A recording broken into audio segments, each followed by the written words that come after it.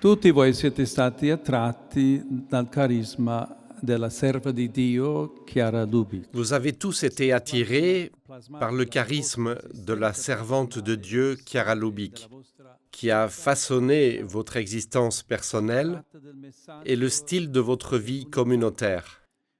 Il s'agit du message de l'unité entre les êtres humains, qui est le fruit et le reflet de l'unité du Christ avec le Père, afin que tous soient un, comme toi, Père, tu es en moi et moi en toi.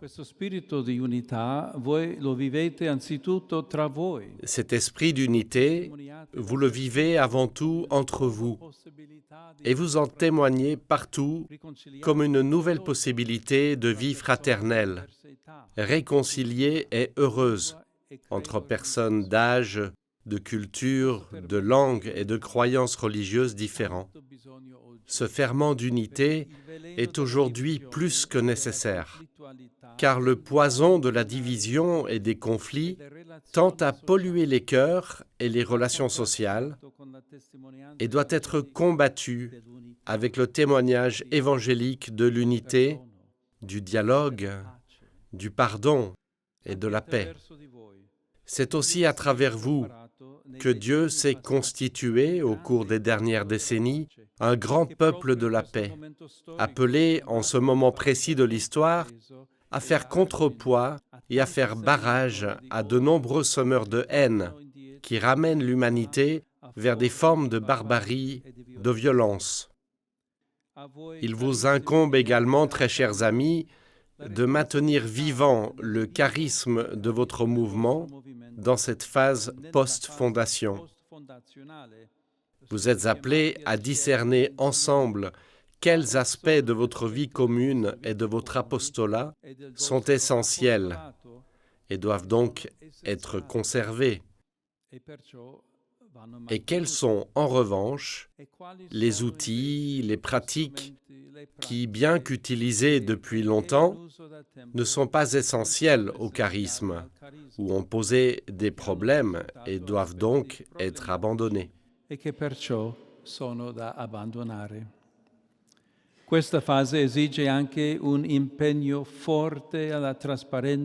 Cette phase requiert également un fort engagement en faveur de la transparence de la part de ceux qui ont des rôles de responsabilité à tous les niveaux.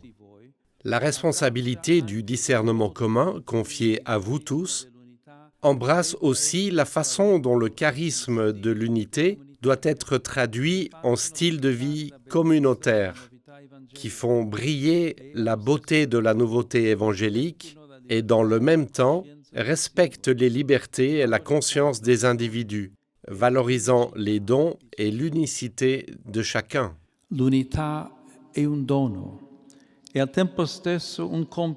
L'unité est un don et, dans le même temps, un devoir et un appel qui interpelle chacun.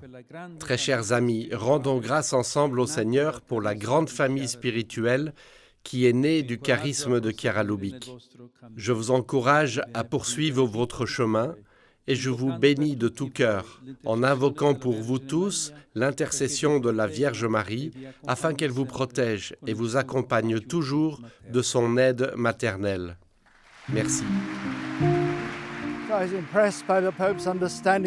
J'ai été impressionné par la conception que le pape a de l'unité, et en particulier par la profondeur de cette unité.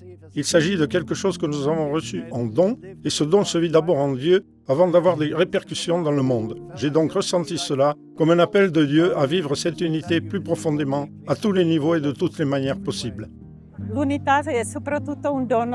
L'unité est avant tout un don de Dieu, comme il nous l'a dit, et également le sérieux avec lequel il nous a invités à impliquer tout le monde et aussi à abandonner tout ce qui ne sert pas l'unité. C'est ce que j'emporte avec moi. L'Assemblée a été pour moi une expérience bouleversante, très émouvante, parce qu'en tant que Jen, nous avons pu venir à l'Assemblée. Et puis, avoir une audience avec le pape a été quelque chose de très fort pour moi. J'ai été touchée car ses propos rejoignaient tout à fait ce qui est ressorti de notre Assemblée.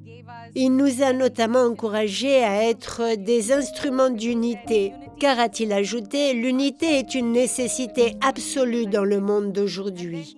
Il l'a souligné. Et puis, il nous a également reconnus comme un peuple qui œuvre pour la paix. Et je pense que ce sont là des thèmes qui sont également ressortis très fortement lors de notre assemblée. Je suis donc heureuse de continuer ensemble comme mouvement à être ce que le pape attend de nous.